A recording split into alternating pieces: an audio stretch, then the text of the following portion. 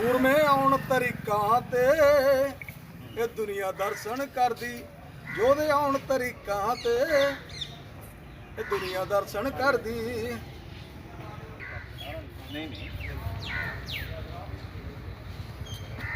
ਉਰੇ ਢਾਣੀ ਕਲਾਂ ਜਿਹੜਾ SGPC ਦੇ ਕਬਜ਼ੇ 'ਚ ਸਾਡੇ 6ਵੇਂ ਪਾਤਸ਼ਾਹ ਦੇ ਚੋਲਾ ਸਾਹਿਬ ਜੋੜੇ ਸਾਹਿਬ ਉਹਨਾਂ ਦੇ ਹੱਥ ਲਿਖੋਂ ਗੁਟਕਾ ਸਾਹਿਬ ਜਿਸ ਗੁਰੂ ਘਰ 'ਚ ਹੈਗੇ ਆ ਉੱਥੇ ਮੈਨੇਜਰ ਨੂੰ SGPC ਦੀਆਂ ਕਾਰਨਾਮੀਆਂ ਜਿਹਦੇ ਵਿੱਚ 328 ਸਰੂਪ ਗਾਇਬ ਕਰਨੇ, ਬਰਗਾੜੀ 'ਚ ਮਾਫੀਨਾਮਾ ਦੇਣਾ ਅਤੇ ਜੋ ਦਿਉੜੀ ਦਰਸ਼ਨੀ ਦਿਉੜੀ ਤਰਨਤਾਰਨ ਸਾਹਿਬ ਢਾਣੀ ਉਹਦੀਆਂ ਜਦ ਗੱਲਾਂ ਕੀਤੀਆਂ ਉੱਥੇ SHO ਪਹਿਲ ਸਾਨੂੰ ਗ੍ਰਿਫਤਾਰ ਕਰਕੇ ਗਿਆ, ਕਿਉਂਕਿ ਇਹ ਗੱਲਾਂ ਨਾ ਬਾਦਲ ਕੇ ਸਹਿ ਸਕਦੇ ਆ ਨਾ ਕਾਂਗਰਸੀ ਸਹਿ ਸਕਦੇ ਆ। ਇੱਥੇ ਸਾਡੇ ਉੱਤੇ ਉਹ ਜ਼ਬਰ ਹੋ ਰਿਹਾ ਜੋ ਇਸ ਇਲਾਕੇ 'ਚ ਬੇਅੰਤ ਸਿੰਘ ਦੇ ਪਰਿਵਾਰ ਨੇ ਬੜੇ ਸਦੀਆਂ ਤੋਂ ਤੋਰਿਆ ਹੋਇਆ। ਔਰ ਇਸੇ ਹਲਕੇ ਦੇ ਵਿੱਚ ਗੁਰਕੀਰਤ ਸਿੰਘ ਕੋਟਲੀ ਜਿਹਦੇ ਉੱਤੇ ਬਲਾਤਕਾਰ ਦਾ ਇਲਜ਼ਾਮ ਲੱਗਿਆ ਸੀ, ਜਿਹਦਾ ਮੈਂ ਵੇਰਵਾ ਉਸ SHO ਨੂੰ ਦਿੱਤਾ। ਔਰ ਜਿਹੜਾ ਕਾਂਗਰਸ ਦਾ ਸਰਪੰਚ ਸੀ ਉਹਨੇ ਕਿਹਾ ਕਿ ਇਹ ਗੱਲ ਨਹੀਂ ਕਹਿਣੀ ਚਾਹੀਦੀ ਸੀ, ਪਰ ਮੈਂ ਅੱਜ ਲੈ ਕੇ ਆਇਆ ਜਿਹੜੀ ਕਾਤਿਆ ਦਰਨਾਨ ਜਿਹੜੀ ਜਨਾਨੀ ਸੀ, ਜਦ ਉਰੇ ਇੱਕ ਹੋਰ ਬੀਬੀ ਦੇ ਪਿੱਛੇ ਭੱਜ ਕੇ ਹਰਿਆਣੇ ਦੀ ਜਿਹੜੀ ਬੀਬੀ ਸੀਗੀ ਚੰਡੀਗੜ੍ਹ 'ਚ ਉਹਦੇ ਨਾਲ ਵਿਤਕਰਾ ਹੋਇਆ ਤਾਂ ਉਹਨੇ ਚਿੱਠੀ ਲਿਖੀ ਸੀ ਜਿਸ ਵਿੱਚ ਉਹ ਕਹਿੰਦੀ ਹੈ ਕਿ 31 ਅਗਸਤ 1994 'ਚ ਮੈਂ ਅਬਡਕਟਡ ਤੇ ਮੋਲੈਸਟਡ ਕੀਤਾ ਸੀ। ਮੈਨੂੰ ਇਲੀਗਲ ਡਿਟੈਂਸ਼ਨ 'ਚ ਰੱਖਿਆ। ਮੈਂ ਆਪਣੇ ਆਪ ਨੂੰ ਬਚਾ ਸਕੀ ਤੇ ਮੈਂ ਪੁਲਿਸ ਸਟੇਸ਼ਨ ਗਿਆ। ਉੱਥੇ ਮੈਂ ਕਲੀਅਰਲੀ ਕਲਪਰੇਟ ਤੇ ਜਿਹੜਾ ਮੇਨ ਪਰਪੇਟਰੇਟਰ ਸੀ ਉਹਦੇ ਉੱਤੇ ਉਂਗਲ ਚੱਕੀ ਤੇ I affirm that there has never been any doubt about the identity of the aggressor। ਇਹ ਗੁਰਕੀਰਤ ਕੋਟਲੀ ਬਾਰੇ ਗੱਲ ਕਰ ਰਹੀ ਹੈ ਤੇ ਇਹਦੇ ਵਾਸਤੇ ਉਹਨੇ ਕਦੀ ਵੀ ਆਪਣੀ ਸਟੇਟਮੈਂਟ ਨਹੀਂ ਬਦਲੀ, ਜਿਹਦੇ ਵਿੱਚ ਉਹਦੇ ਤੇ ਉਹਦੇ ਬॉयਫ੍ਰੈਂਡ ਨੂੰ ਧਮਕੀਆਂ ਦਿੱਤੀਆਂ ਗਈਆਂ, ਚਿੱਠੀਆਂ ਕਿ ਮੈਂ ਆਪਣਾ ਬਿਆਨ ਵਾਪਸ ਲੈਂਦੀ ਆ ਉਹ ਲਿਖਣ ਨੂੰ ਹੁਕਮ ਕੀਤੇ ਗਏ ਸੀ, ਪਰਜਰੀ ਕਮਿਟ ਕਰਨ ਨੂੰ ਕਿਹਾ ਸੀ, ਪੈਸੇ ਮੈਨੂੰ ਦੇਣ ਨੂੰ ਕਿਹਾ ਸੀ, ਪਰ ਉਹਨੇ ਕਦੀ ਵੀ ਇਹ ਸੱਚਾਈ ਨੂੰ ਮੁਕਰਨ ਤੋਂ ਮਨਾ ਕਰਤਾ ਸੀਗਾ। ਕਹਿੰਦੀ ਹੈ ਕਿ ਮੈਂ ਇਸ ਚੀਜ਼ ਦੇ ਲਈ ਬਹੁਤ ਪ੍ਰਾਊਡ ਹਾਂ। ਠੀਕ ਹੈ ਨਾ ਜੀ। ਇਹ ਬੀਬੀ ਨੂੰ ਇੱਥੋਂ ਭੱਜ ਕੇ ਫਰਾਂਸ ਜਾਣਾ ਪਿਆ ਕਿਉਂਕਿ ਇੱਥੇ ਦਾ ਜਿਹੜਾ ਜੁਡੀਸ਼ੀਅਲ ਸਿਸਟਮ ਸੀਗਾ, ਜਿਹੜਾ ਇੱਥੇ ਦਾ ਪੁਲਿਸ ਸਿਸਟਮ ਸੀ, ਉਹ ਧਮਕੀਆਂ ਤੇ ਜ਼ਬਰ ਨਾਲ ਰੋਕਣਾ ਚਾਹੁੰਦਾ ਸੀਗਾ।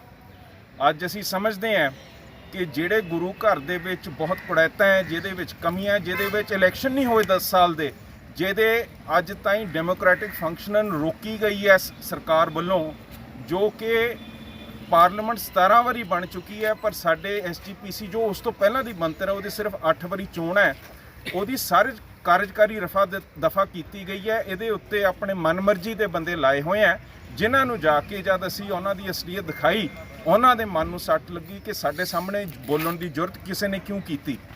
ਅੱਜ ਵੀ ਇਹ ਸਰਕਾਰ ਜਿਹੜੀ ਕਾਂਗਰਸ ਦੀ ਹੈ, ਇਸ ਬਲਾਤਕਾਰੀ ਨੌਜਵਾਨ ਜਿਹਦੇ ਉੱਤੇ ਕਾਤੀਆਂ ਨੇ ਉਂਗਲ ਚੱਕੀ ਹੈ, ਉਹਨੂੰ ਅੱਜ ਮੰਤਰੀ ਬਣਾਇਆ ਹੋਇਆ।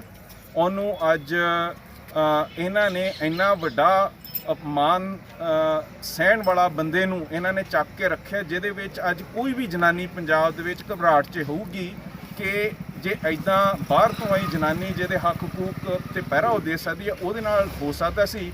ਇਹ ਸਰਕਾਰਾਂ ਸਾਡੀ ਕੀ ਸੁਰੱਖਿਆ ਕਰ ਸਕਦੀਆਂ, ਸਾਨੂੰ ਕਿਵੇਂ ਬਚਾ ਸਕਦੀਆਂ ਹੈਗੀਆਂ। ਏਸੀ ਕਾਂਗਰਸ ਸਰਕਾਰ ਨੇ KPS ਗਿੱਲ ਨੂੰ ਬਹੁਤ ਵੱਡੇ ਪਦ ਤੇ ਰੱਖ ਕੇ ਉਹਦਾ ਇੱਕ ਸੈਮੀਨਾਰ ਰੱਖੇ ਸੀ ਜਿੱਥੇ ਅਸੀਂ ਪ੍ਰੋਟੈਸਟ ਕੀਤਾ ਸੀਗਾ। ਉਸ ਵਿਅਕਤੀ ਨੇ ਵੀ ਜੋ ਬੇਅੰਤ ਦਾ ਖਾਸ ਸੀਗਾ, ਉਹਨੇ ਰੂਪਨ ਦਿਓਲ ਬਜਾਜ ਦੇ ਉੱਤੇ ਹੱਥ ਚੱਕੇ ਸੀ, ਜਿਹਦੀ ਸੁਪਰੀਮ ਕੋਰਟ ਦੀ ਸਜ਼ਾ ਉਹਨੂੰ ਮਿਲੀ ਸੀਗੀ।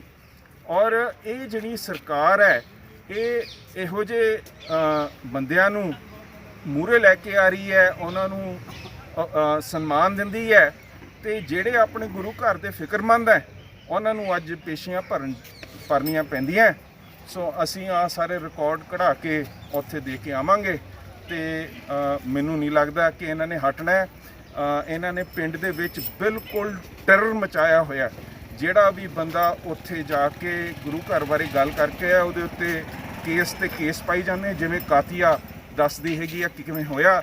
ਤੇ ਅਸੀਂ ਇਹ ਕਾਤੀਆ ਦੀ ਚਿੱਠੀ ਨੂੰ ਇੰਟਰਨੈਸ਼ਨਲ ਪੱਧਰ ਤੇ ਸਾਰੀਆਂ ਹਿਊਮਨ ਰਾਈਟਸ ਆਰਗੇਨਾਈਜੇਸ਼ਨ ਨੂੰ ਭੇਜਾਂਗੇ ਕਿ ਅੱਜ ਵੀ ਉਹ ਪੁਲਿਸ ਦਾ ਜ਼ਬਰ ਇੱਦਾਂ ਹੀ ਚੱਲਦਾ ਹੈ ਜਿੱਦਾਂ ਬੇਅੰਤ ਤੇ KPS ਗਿੱਲ ਦੇ ਸਮੇਂ 'ਚ ਚੱਲਦਾ ਸੀਗਾ। ਸੋ ਅੱਜ ਅਸੀਂ ਆਪਣੀ ਹਾਜ਼ਰੀ ਭਰਨ ਚੱਲੇ ਹਾਂ। ਸਰ, ਜਿਹੜੇ ਤੁਸੀਂ ਇਹ ਕਾਂਡ ਦੀ ਗੱਲ ਕੀਤੀ ਹੈਗੀ ਹੈ, ਕਾਂਗਰਸ ਹਾਈ ਕਮਾਂਡ ਵੱਲੋਂ ਇਹ ਦਾਅਵਾ ਕੀਤਾ ਜਾਂਦਾ ਵੀ ਸਾਨੂੰ ਤਾਂ ਅਦਾਲਤ ਵੱਲੋਂ ਬਰੀ ਕੀਤਾ ਗਿਆ ਜੀ, ਇਹ ਕੇਸ ਦੇ ਵਿੱਚ ਕੁਝ ਨਹੀਂ ਸੀ। ਜ਼ਰੂਰ ਹੋਏ ਆ, ਉਹ ਤਾਂ ਹੋਏ ਆ ਕਿਉਂਕਿ ਇੱਕ ਬਾਹਰ ਤੋਂ ਆਈ ਬੀਬੀ ਜਿਹਦੇ ਉੱਤੇ ਪੁਲਿਸ ਦੀ ਸੁਣਵਾਈ ਨਹੀਂ ਹੋਈ, ਉਹਨੂੰ ਧਮਕੀਆਂ ਦਿੱਤੀਆਂ ਗਈਆਂ, ਜਿਹੜੀ ਇਹ ਚਿੱਠੀ 'ਚ ਲਿਖਦੀ ਹੈ ਉਹਨੂੰ ਆਪਣਾ ਬਿਆਨ ਮੋੜਨ ਤੇ ਮਜਬੂਰ ਕੀਤਾ ਗਿਆ। ਉਹ ਇਸ ਦੇਸ਼ ਨੂੰ ਕਮਜ਼ੋਰ ਤੇ ਮਾੜਾ ਸਮਝ ਕੇ ਆਪਣੇ ਕੋਰਟ ਦੇ ਵਿੱਚ ਪੇਸ਼ ਨਹੀਂ ਹੋਈ ਔਰ ਉਹਦਾ ਭੈ ਸੀ ਇਸ ਸਿਸਟਮ ਤੋਂ, ਇਸ ਸਿਸਟਮ ਦੇ ਜ਼ਬਰ ਤੋਂ ਭੱਜ ਕੇ ਗਈ ਹੈ। ਜੇ ਤੁਸੀਂ ਸੋਚਦੇ ਹੋ ਕਿ ਇਹ ਕੋਈ ਨਿਆਂ ਹੋਇਆ, ਨਿਆਂ ਨਹੀਂ ਹੋਇਆ। ਜੇ ਕੇਸ ਰਫਾ ਦਫਾ ਹੋਇਆ ਹੈਗਾ ਉਹ ਤਾਂ ਹੋਇਆ ਕਿਉਂਕਿ ਜ਼ਬਰ ਤੇ ਜ਼ੋਰ ਨਾਲ ਉਹ ਬੀਬੀ ਨੂੰ ਡਰਾ ਕੇ ਇਸ ਦੇਸ਼ ਤੋਂ ਭਜਾਇਆ ਗਿਆ। ਕਾਂਗਰਸ ਹਾਈ ਕਮਾਂਡ ਦਾ ਕਹਿਣਾ ਹੈ ਵੀ ਇਹ ਮੁੱਦੇ ਨੂੰ ਖਾਮਖਾਂ ਜਾਣੀ ਇੱਕ ਸਿਆਸਤ ਦੇ ਵਿੱਚ ਯੂਜ਼ ਕੀਤਾ ਜਾ ਰਿਹਾ ਜੀ। ਨਹੀਂ, ਕਿਉਂ ਇਹ ਸਿਆਸਤ 'ਚ ਕਿਉਂ ਨਹੀਂ ਯੂਜ਼ ਕੀਤਾ ਜਾਊਗਾ? ਜਿਹੜੇ ਬੰਦੇ ਨੇ ਇਹੋ ਜਿਹਾ ਕੰਮ ਕੀਤਾ ਹੈ ਤੇ ਉਹ ਸਾਡਾ ਸਿਆਸੀ ਬੌਸ ਬਣ ਗਿਆ, ਅੱਜ ਉਰੇ ਦੀਆਂ ਪੁਲਿਸਾਂ ਚਲਾਉਂਦਾ ਹੈ, ਅੱਜ ਉਹ ਕੈਬਨਿਟ ਦਾ ਮੰਤਰੀ ਹੈ, ਤਾਂ ਫਿਰ ਇਹਨਾਂ ਨੇ ਉਹਨੂੰ ਲਾ ਕੇ ਸਿਆਸਤ 'ਚ ਨਹੀਂ ਲੈ ਕੇ ਆਏ। ਉਹਨਾਂ ਦੀ ਗੱਲ ਸਿਆਸੀ ਨਹੀਂ ਤੇ ਸਾਡੀ ਸਿਆਸੀ ਹੈ। ਇਸ 'ਚ ਬਿਲਕੁਲ ਬਹੁਤ ਵੱਡੀ ਸਿਆਸਤ ਹੈ। ਇਸ 'ਚ ਸਿਆਸਤ ਹੈ ਉਹ ਬੀਬੀਆਂ ਦੀ ਰੱਖਿਆ, ਉਹ ਬੀਬੀਆਂ ਦਾ ਮਾਣ, ਉਹ ਬੀਬੀਆਂ ਸਾਡੀਆਂ ਭੈਣਾਂ ਦੀ ਦੇਖ ਰੇਖ। ਤੇ ਇਸ ਤੋਂ ਉੱਤੇ ਗੱਲ ਕੀ ਹੋ ਸਕਦੀ ਹੈ? ਸਾਡੇ ਤਾਂ ਗੁਰੂ ਨਾਨਕ ਸਾਹਿਬ ਤੋਂ ਲੈ ਕੇ ਅੱਜ ਤਾਈਂ ਬੀਬੀਆਂ ਦੇ ਪੱਖ 'ਚ ਗੱਲ ਕੀਤੀ ਗਈ ਹੈ ਤੇ ਇਹ ਤਾਂ ਅਸੀਂ ਕਰਾਂਗੇ। ਇਹਨੂੰ ਤੁਸੀਂ ਧਾਰਮਿਕ ਫਰਜ਼ ਕਹਿ ਦਿਓ, ਤੁਸੀਂ ਸਾਡਾ ਸਿਆਸੀ ਫਰਜ਼ ਕਹਿ ਦਿਓ, ਤੁਸੀਂ ਸਾਡਾ ਮਨੁੱਖੀ ਅਧਿਕਾਰਾਂ ਦਾ ਫਰਜ਼ ਕਹਿ ਦਿਓ, ਇਹ ਤਾਂ ਸਾਡਾ ਫਰਜ਼ ਹੈ। ਪ੍ਰਧਾਨ ਜੀ, ਮੌਜੂਦਾ ਸਰਕਾਰ ਵੱਲੋਂ ਲੇਡੀਜ਼ ਦੀ ਸੁਰੱਖਿਆ ਲਈ ਜੋ ਐਕਟੀਵਿਟੀਜ਼ ਕੀਤੀਆਂ ਜਾ ਰਹੀਆਂ ਨੇ ਉਹਨਾਂ ਬਾਰੇ ਤੁਹਾਡਾ ਕੀ ਕਹਿਣਾ ਹੈ ਜੀ? ਮੈਂ ਸਮਝਦਾ ਹਾਂ ਕਿ ਜਦ ਇੱਕ ਪਾਸੇ ਤੁਸੀਂ KPS ਗਿੱਲ ਵਰਗੇ ਜਿਹਨੂੰ ਸੁਪਰੀਮ ਕੋਰਟ ਨੇ ਇੱਕ ਮੋਲੈਸਟੇਸ਼ਨ ਦੇ ਚਾਰਜ ਤੇ ਕਨਵਿਕਟਡ ਹੈ, ਉਹਦੇ ਨਾਂ ਤੇ ਤੁਸੀਂ ਸੈਮੀਨਾਰ ਰੱਖਦੇ ਹੋ। ਫਿਰ ਗੁਰਕੀਰਤ ਵਰਗੇ ਨੂੰ ਤੁਸੀਂ ਉਹ ਚੌਧੇ ਤੇ ਮਿਨਿਸਟਰ ਬਣਾਉਂਦੇ ਹੋ। ਉਹਦੇ ਨਾਲ ਤੁਹਾਡੇ ਜਿਹੜਾ ਇੰਟੈਂਸ਼ਨ ਹੈ, ਜੋ ਤੁਹਾਡੀ ਸੋਚ ਹੈ, ਉਹ ਤੁਹਾਡੀ ਗੱਲਾਂ ਨਾਲ ਮੇਲ ਨਹੀਂ ਰੱਖਦੀ ਹੈਗੀ ਤੇ ਇਹਦੇ ਉੱਤੇ ਜ਼ਰੂਰ ਗੰਭੀਰਤਾ ਨਾਲ ਸੋਚਣਾ ਚਾਹੀਦਾ। ਪ੍ਰਧਾਨ ਜੀ, ਜਿਹੜਾ ਕੁਢਾਣੀ ਵਾਲਾ ਕੇਸ ਹੈਗਾ ਜੀ, ਇਸ ਕੇਸ ਨੂੰ ਹੁਣ ਅੱਗੋਂ ਕਿਵੇਂ ਟੈਕਲ ਕੀਤਾ ਜਾਵੇਗਾ ਜੀ ਆਪ ਜੀ ਵੱਲੋਂ? ਹੁਣ ਅਸੀਂ 28 ਤਰੀਕ ਨੂੰ ਜੋ ਸਿੱਖਾਂ ਦੇ ਗੁਰੂ ਘਰਾਂ ਦੇ ਨਾਲ ਵਿਤਕਰੇ ਹੋਏ ਆ, ਜਿਹਦੇ ਵਿੱਚ ਸਾਡੇ ਗੁਰੂ ਗ੍ਰੰਥ ਸਾਹਿਬ ਪਾੜੇ ਸਾੜੇ ਗੰਦੀਆਂ ਨਾਲੀਆਂ 'ਚ ਸੁੱਟੇ ਗਏ ਆ, ਜਿੱਥੇ ਸਾਡੇ ਸਿੱਖਾਂ ਨੂੰ ਗੋਲੀਆਂ ਨਾਲ ਸੁਮੇਧ ਸੈਣੀ ਵਰਗੇ ਜਿਹੜੇ ਬੇਅੰਤ ਨੇ ਪਾਲੇ ਹੋਏ ਸੀ, ਉਹਨਾਂ ਨੇ ਗੋਲੀ ਮਾਰ ਕੇ 2 ਨੌਜਵਾਨਾਂ ਨੂੰ ਮਾਰਿਆ ਔਰ ਬੇਅੰਤਾਂ ਨੂੰ ਫੱਟੜ ਕੀਤਾ। ਉਹਨਾਂ ਦੇ ਬਰਖਲਾਫ 328 ਸਰੂਪ ਭਾਲਣ ਵਾਸਤੇ, ਬਾਰਡਰ ਦੇ ਉੱਤੇ ਆਵਾਜਾਈ ਖੋਲ੍ਹਣ ਵਾਸਤੇ ਅਸੀਂ ਬਰਗਾੜੀ 28 ਤਰੀਕ ਨੂੰ ਰੈਲੀ ਰੱਖੀ ਹੈ, ਜਿਹਦੇ ਨਾਲ ਇਹ ਮੁੱਦਾ ਜਿਸ ਨੇ ਕੈਪਟਨ ਅਮਰਿੰਦਰ ਸਿੰਘ ਨੂੰ ਢਾਤਾ ਸੀਗਾ, ਜਿਸ ਮੁੱਦੇ ਨੇ ਸੁਖਬੀਰ ਬਾਦਲ ਦੀ ਸਰਕਾਰ ਤੋੜੀ ਸੀ, ਇਸ ਮੁੱਦੇ ਨੂੰ ਅਸੀਂ ਫੇਰ ਸੰਗਤ ਦੇ ਸਾਹਮਣੇ ਲੈ ਕੇ ਆਵਾਂਗੇ ਕਿਉਂਕਿ ਇਹਦੇ ਉੱਤੇ ਹਜੇ ਵੀ ਕੋਈ ਕਾਰਜਕਾਰੀ ਨਹੀਂ ਹੋਈ ਹੈ। ਇਹ ਹਜੇ ਵੀ ਗੁਰੂ ਸਾਹਿਬ ਦਾ ਅਪਮਾਨ ਜਾਰੀ ਹੈਗਾ, ਜਿਸ ਤਰ੍ਹਾਂ ਬੀਬੀਆਂ ਦਾ ਇਹਨਾਂ ਨੇ ਜਾਰੀ ਰੱਖਿਆ ਹੋਇਆ। ਤੇ ਅਸੀਂ ਇਸ ਗੱਲ ਨੂੰ ਉਭਾਰ ਕੇ ਇਹ ਮੁੱਦੇ ਨੂੰ ਪੰਜਾਬ ਦੇ ਸੰਗਤ ਦੇ ਸਾਹਮਣੇ ਜਮਹੂਰੀਅਤ ਪਸੰਦ, ਅਮਨ ਪਸੰਦ ਤਰੀਕੇ ਨਾਲ ਲੈ ਕੇ ਆਵਾਂਗੇ ਤਾਂ ਕਿ ਇਸ 'ਤੇ ਤਬਦੀਲੀ ਹੋ ਸਕੇ। ਪ੍ਰਧਾਨ ਜੀ, ਜੋ SGPC ਦਾ ਪ੍ਰਬੰਧਕੀ ਢਾਂਚਾ ਹੈਗਾ ਜੀ, ਉਹਦੇ ਤੋਂ ਕਿਸੇ ਪ੍ਰਕਾਰ ਦੀ ਕੋਈ ਆਪਾਂ ਆਸ ਐਕਸੈਪਟ ਕਰਦੇ ਹਾਂ ਵੀ ਇਹਨਾਂ ਕੇਸਾਂ ਦੇ ਵਿੱਚ ਤੁਹਾਡੀ ਕਿਸੇ ਪ੍ਰਕਾਰ ਕੋਈ ਫੇਸ ਇੱਦਾਂ ਦੇ ਜੋ ਆਪਣੀ ਹੈਲਪ ਕਰ ਸਕਦੇ ਹੁਣ ਇਹਨਾਂ ਕੇਸਾਂ ਦੇ ਵਿੱਚ ਜੀ? ਬੜੇ ਅਫਸੋਸ ਦੀ ਗੱਲ ਹੈ ਕਿ ਅਕਾਲੀ ਦਲ ਤੇ BJP ਨੇ ਸੈਂਟਰ ਦੇ ਵਿੱਚ ਸਰਕਾਰ ਬਣਾਈ ਹੋਈ ਸੀ, SGPC ਤੇ ਕਬਜ਼ਾ ਸੀ ਤੇ ਉਰੇ ਆਪਣੇ ਪੰਜਾਬ ਦੀ ਸਰਕਾਰ ਦੇ ਉੱਤੇ ਇਹਨਾਂ ਦਾ ਰਾਜ ਸੀਗਾ। ਉਸ ਸਮੇਂ 'ਚ ਇਹਨਾਂ ਨੇ ਇਲੈਕਸ਼ਨਾਂ ਦਾ ਕੋਈ ਬੰਦੋਬਸਤ ਨਹੀਂ ਕੀਤਾ ਤਾਂ ਕਿ 5 ਸਾਲ ਬਾਅਦ ਮਜਬੂਰਨ ਹੋਣ। ਇਹਦਾ ਨਤੀਜਾ ਇਹ ਹੈ ਕਿ ਅੱਜ ਜਿਹੜੀ ਸੰਸਥਾ SGPC ਤੋਂ ਬਾਅਦ ਬਣੀ ਹੈ, ਜੋ ਕਿ ਪਾਰਲੀਮੈਂਟ ਆਫ ਇੰਡੀਆ ਹੈ, ਉਹਦੇ 17 ਵਾਰੀ ਚੋਣ ਹੋ ਚੁੱਕੇ ਹੈ ਤੇ ਜਦ ਇੱਕ ਵਾਰੀ 71 'ਚ ਨਹੀਂ ਹੋਏ ਸੀ, ਉਦੋਂ BJP ਨੇ ਬਹੁਤ ਰੌਲਾ ਪਾਇਆ ਕਿ ਡਿਕਟੇਟਰਸ਼ਿਪ ਆ ਗਈ ਹੈ। ਉਹ 17 ਚੋਣਾਂ ਦੇ ਜੋ ਪਾਰਲੀਮੈਂਟ ਬੈਨੀਫਿਟ ਲੈ ਰਿਹਾ ਹੈ, ਉੱਥੇ SGPC ਜੋ ਸਭ ਤੋਂ ਪਹਿਲਾਂ ਜਮਹੂਰੀਅਤ ਪਸੰਦ ਸੰਸਥਾ ਇੱਥੇ ਏਸ਼ੀਆ ਦੇ ਵਿੱਚ ਹੋਈ ਸੀ, ਜਾਪਾਨ ਦੀ ਪਾਰਲੀਮੈਂਟ ਤੋਂ ਪਹਿਲਾਂ, ਜਿੱਥੇ ਯੂਨੀਵਰਸਲ ਫਰੈਂਚਾਈਜ਼ ਬੀਬੀਆਂ ਨੂੰ ਦਿੱਤੀ ਗਈ ਸੀ, ਉਹ ਸੰਸਥਾ ਆਜ਼ਾਦੀ ਤੋਂ ਬਾਅਦ ਸਿਰਫ 8 ਵਾਰੀ ਉਹਦੇ ਚੋਣ ਹੋਏ ਆ, ਜਦਕਿ ਉਹਦੀ ਟਰਮ 5 ਸਾਲ ਦੀ ਹੀ ਹੁੰਦੀ ਹੈ ਜਿਵੇਂ ਪਾਰਲੀਮੈਂਟ ਦੀ ਹੁੰਦੀ ਹੈ। ਇਹ ਜਮਹੂਰੀਅਤ ਪਸੰਦ ਸੰਸਥਾ ਨੂੰ ਅਕਾਲੀ ਦਲ ਨੇ, BJP ਨੇ ਕਬਜ਼ਾ ਕਰਕੇ ਬਿਲਕੁਲ ਇਹਦੀ ਜਮਹੂਰੀਅਤ ਖਤਮ ਕਰਤੀ, ਜਿਹਦੇ ਨਤੀਜੇ ਆ ਲਿਫਾਫੇ 'ਚੋਂ ਪ੍ਰਧਾਨ ਨਿਕਲਦੇ ਆ, ਲਿਫਾਫੇ ਤੋਂ ਅਕਾਲ ਤਖਤ ਦੇ ਜਥੇਦਾਰ ਸਾਹਿਬ ਨਿਕਲਦੇ ਆ, ਉਹਨਾਂ ਦੇ ਫੈਸਲੇ ਆਪਸ 'ਚ ਹੀ ਹੁੰਦੇ ਆ। ਹੁਣ 328 ਸਰੂਪ ਗੁਰੂ ਘਰ 'ਚੋਂ ਗਾਇਬ ਹੈ, ਉਹਦੇ ਉੱਤੇ ਕੋਈ ਕ੍ਰਿਮੀਨਲ ਕੇਸ ਨਹੀਂ ਪਾਇਆ, ਕਿਸੇ ਦੀ ਗ੍ਰਿਫਤਾਰੀ ਨਹੀਂ ਹੋਈ, ਆਪਣੇ ਆਪ ਨੂੰ ਮਾਫੀਆਂ ਦੇ ਕੇ ਅੱਜ ਗੁਰੂ ਸਾਹਿਬ ਕਿਸ ਹਾਲਾਤ 'ਚ ਕਿੱਥੇ ਹੈਗੇ ਆ ਕੋਈ ਪਤਾ ਹੀ ਨਹੀਂ ਸਿੱਖ ਸੰਗਤ ਨੂੰ ਕਿ ਕਿੱਥੇ ਗਏ ਹੈਗੇ ਆ। ਔਰ ਇਹ ਜਿਹੜੀ ਸੰਸਥਾ ਹੈਗੀ ਹੈ, ਇਹ ਜਦ ਤੇ ਇਹ ਕਾਬਜ ਰਹੇ ਹੈ, ਇਹਦੇ ਵਿੱਚ ਐਡੇ ਵੱਡੇ ਕਪੜੇ ਹੋਏ ਚੁੱਕੇ ਹੈ ਕਿ ਇਹਨਾਂ ਨੇ ਆਪਣੇ ਹੀ ਫਰਮਾਂ ਦੇ ਨੌਕਰ, ਜਿਹੜਾ PTC ਚਲਾਉਂਦਾ ਹੈ, ਔਰਬਿਟ ਬੱਸਾਂ ਚਲਾਉਂਦਾ ਹੈ, ਸਤਿੰਦਰਪਾਲ ਕੋਹਲੀ, ਉਹਨੂੰ ਆਡੀਟਰ ਲਾਇਆ ਔਰ ਉਸਨੇ ਖੁਦ ਬਿਆਨ ਲਿਖ ਕੇ ਦਿੱਤਾ ਹੈ ਕਿ ਮੈਂ ਕੋਈ ਵੀ ਆਡਿਟ ਨਹੀਂ ਕੀਤਾ, ਨਾ ਸਟਾਕ ਦਾ ਨਾ ਬੁੱਕਸ ਦਾ, ਔਰ ਇਹ ਜਿਹੜੀਆਂ ਗੁਰੂ ਗ੍ਰੰਥ ਸਾਹਿਬ ਦੀਆਂ ਬੀੜਾਂ ਸਰੂਪ ਗਾਇਬ ਕੀਤੇ ਗਏ ਹੈ, ਇਹ ਉਹਨੇ ਕੋਈ ਹਿਸਾਬ ਨਹੀਂ ਲਿੱਤਾ। ਬੀਬੀ ਜਗੀਰ ਕੌਰ ਨੇ ਬਿਆਨ ਕੀਤਾ ਸੀ ਕਿ ਮੈਂ ਇਹਦੇ ਉੱਤੇ ਕੇਸ ਪਾऊं, ਅੱਜ ਤਾਈਂ ਕੋਈ ਕੇਸ ਨਹੀਂ ਪਾਇਆ ਕਿਉਂਕਿ ਇਹ ਸੁਖਬੀਰ ਦਾ ਖਾਸ ਹੈ। 10 ਕਰੋੜ ਰੁਪਈਆ ਇਹਨੂੰ ਦਿੱਤਾ ਗਿਆ ਹੈਗਾ SGPC ਵੱਲੋਂ, ਜਿਹਦੇ ਵਿੱਚ SGPC ਨੇ ਮਤਾ ਵੀ ਪਾਤਾ ਕਿ ਇਹ ਵਾਪਸ ਕਰੇ।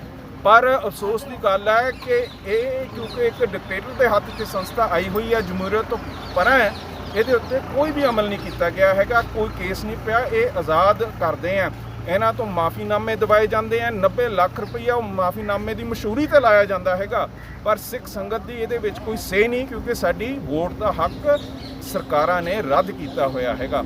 ਸੋ ਸਾਨੂੰ ਅੱਜ ਦੇ ਦਿਨ ਕੋਈ ਆਸ ਨਹੀਂ, ਪਰ ਮੈਨੂੰ ਆਪਣੇ ਪੰਥ ਤੇ ਪੂਰਾ ਭਰੋਸਾ ਹੈ, ਜਿਨੇ ਬਾਬਾ ਬੰਦਾ ਸਿੰਘ ਬਹਾਦਰ ਤੋਂ ਬਾਅਦ ਜੰਗਲਾਂ 'ਚ ਰਹਿ ਕੇ ਵੀ ਮੁੜ ਕੇ ਮਹਾਰਾਜਾ ਰਣਜੀਤ ਸਿੰਘ ਦਾ ਰਾਜ ਲੈ ਕੇ ਆਏ।